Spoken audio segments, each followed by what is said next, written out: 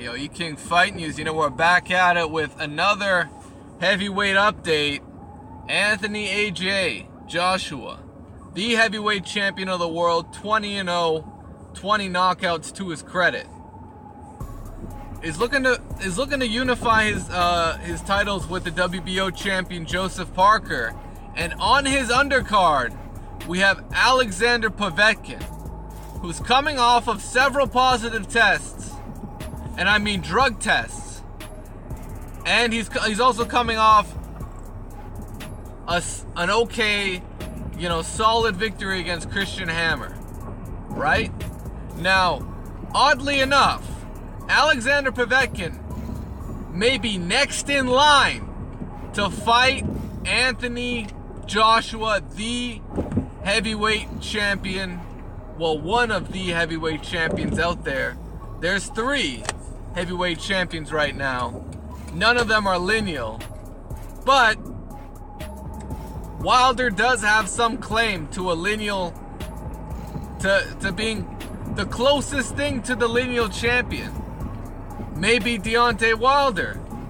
And, hear me out. Tyson Fury, who got stripped of his Ring Magazine title, would be considered the lineal champion only if you consider Vladimir Klitschko to be the lineal heavyweight champion.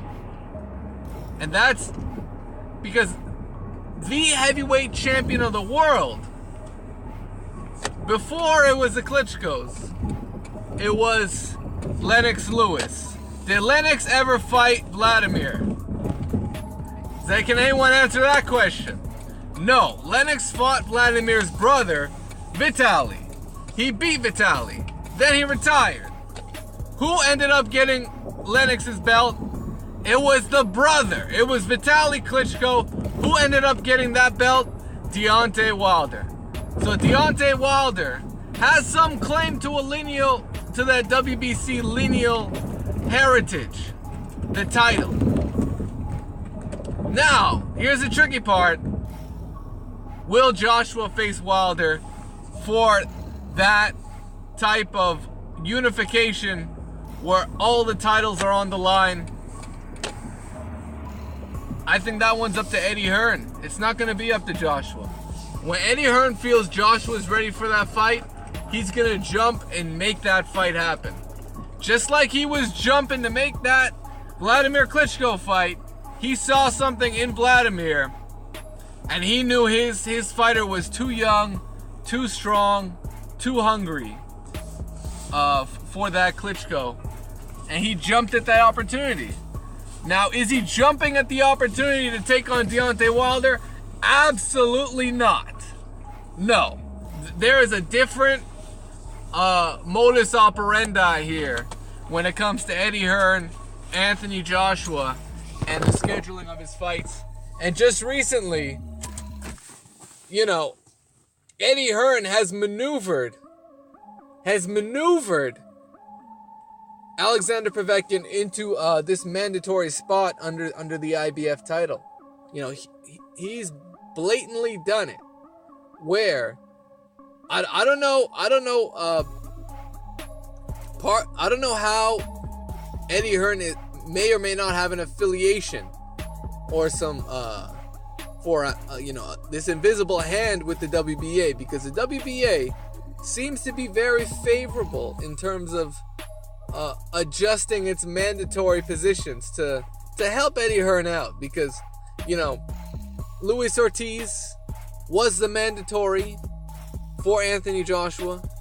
He was, right? He was also signed to Eddie Hearn. Now, Luis Ortiz ends up leaving Eddie Hearn, goes back to PBC, not really officially signed with him. I think whatever deal they had, it ended up expiring. And Luis Ortiz goes over to PBC, fights a nobody. Eddie Hearn wasn't involved in that fight. Then Luis Ortiz fails his drug test due to blood pressure medication. That's the reason on paper. And somehow the WBC took whatever evidence Ortiz had and basically gave him the pass. He was like, okay, Ortiz, we're not going to suspend you. He did not get any significant punishment from the WBC, yet the WBA removes Luis Ortiz from their rankings and throws in an even bigger cheat in Alexander Povetkin. An even bigger, more blatant steroid user. Like, this is a blatant steroid user in Alexander Povetkin. And what happens? It's Alexander Povetkin that's going to be fighting David Price on this Joshua undercard. If Povetkin wins, he is in line as a mandatory challenger for Anthony Joshua, and he just might be Joshua's next fight. He's got to beat Price, and Price is journeyman level right now. So Alexander Povetkin should be able to beat a guy like David Price. I don't see the upset happening, although it could, because I don't see Alexander Povetkin as this huge threat at heavyweight. I think Deontay Wilder starches him, knocks him out. I think Luis Ortiz, if he were to ever get in there with Povetkin, would fucking flatten his ass out. He would knock him out. You know, who else is out there? Bermane never got to face Povetkin. I would have liked to see that fight. I think that would have been an awesome fight. But, you know, Povetkin just couldn't get off the juice. And now that he's off the juice, maybe he's lost his knockout power. Who knows? But I think he'll be relentless enough to beat a guy like David Price, either by points or by knockout. So I'm expecting Alexander Povetkin to beat David Price. And then there's going to be a little debate going on between who Anthony Joshua will be facing next. I think Eddie Hearn may line it up to where Joshua has one more mandatory defense before he takes on Wilder at the end of the year. You know, there was two slots for the Wilder fight. It was either in the summer or at the end of 2018.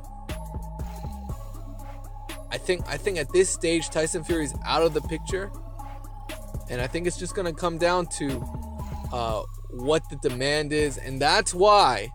This is why all the fans out there, UK, USA, you know, even if you're from Toronto, Canada, even if you're from fucking, you know, Mexico, you know, let it be known you want to see Wilder Joshua. That's the fight that's gonna draw the numbers. And if we, all the fans out here, demand Wilder Joshua, Eddie Hearn needs to make it happen. That's his job, is to make these fucking fights happen. It's not to fucking stall it out. It's to make these fucking fights happen. And we just gotta see if we can apply enough pressure to force Eddie Hearn into making this shit happen. That's all it is. That's all it is. And if we're going to allow this fight to get stalled out, then it's going to get stalled out. You know, a lot of us fans out here don't realize the power is in our fucking hands to demand these fights or to not support. Don't support fights that you don't want to see. It's very simple. Don't support fights that you don't want to see. Support the fights that you want to see. It's very simple. We all do that. Boxing, it'll be all right, man. I think it'll be all right. But for now, you know what it is, man. Smash the like button, subscribe to the channel. E-King Fight News. Keep rolling on with 2018. Joshua, I hope he gets in the ring with Deontay Wilder. It's about fucking time he gets in the ring. After he beats Joseph Parker. I'm assuming he's going to beat Joseph Parker. You know, I'm not going to sit here and say, oh, you know, that fight 50-50. No, Joshua, he's supposed to win that fight. He is. Just like if Deontay Wilder was to step in there with Joseph Parker, Wilder's supposed to win that fight. Sorry, it's true. It's true. If Joseph Parker's a decided underdog, his chin better show up, because it will be tested.